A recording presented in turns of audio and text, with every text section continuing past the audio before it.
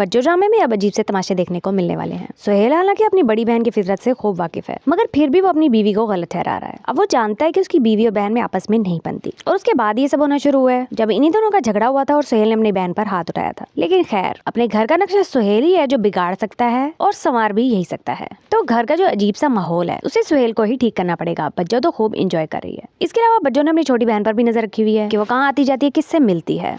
अब की बार वो उसे रंगे हाथों पकड़ना चाहती है और घर में तमाशा लगाएगी कि मेरी शादी उस घर में हुई नहीं और तुम उसके भाई से मिलती रहती हो। अब क्योंकि बज्जो की नीयत उसको पकड़ने की ठीक नहीं है, इसीलिए रास्ते में उसे जवाब मिल जाता है। उसको देखकर वो ऐसे हैरान हो रही होती है जैसे अभी तक उन दोनों के रिश्ते की बात चल रही हो। खैर, हर एक कपल अपनी धुन में मस्त है। सिर्फ सुहेल और उसकी बीवी का ही कपल है जिनके आपस में अनबन है। बाकी जो शादी करने के लिए मर रहे हैं, यानी रुहेल और फखरा, फवाद और बुशरा और जवाद और मुसर्रत, वो उछल उछल के सिर्फ मुलाकातें ही कर सकते हैं, क्योंकि सब जानते हैं कि उनकी शादी अभी मुमकिन नहीं। ना बज्जो की उसकी अपनी करतूतों की वजह से, बुशरा के लिए वैसे ही किसी ने नहीं मानना जब तक बच्चों की नहीं होगी। यूं दोनों तीनों फैमिलीज में खिचड़ी पकी हुई है। अब बज्जो जहाँ अपनी बहन की गलती निकालने जा रही थी, वो खुद अचानक से जवाद से मिली है। उसको उसका भाई देख ले तो वो तो यही समझेगा कि उन दोनों की ये प्लान्ड मुलाकात है। यूं उसको बुशरा पर भी इतनी जासूसी नहीं करनी चाहिए। इसके बजाय अगर वो उसको कुछ समझा सकती है तो वो समझा दे। बज्जो वैसे तो घर में डाइन बनी रहती है, लेकिन जवाद से मुलाकात के वक्त वो सीरियस मोड में आ जाती है।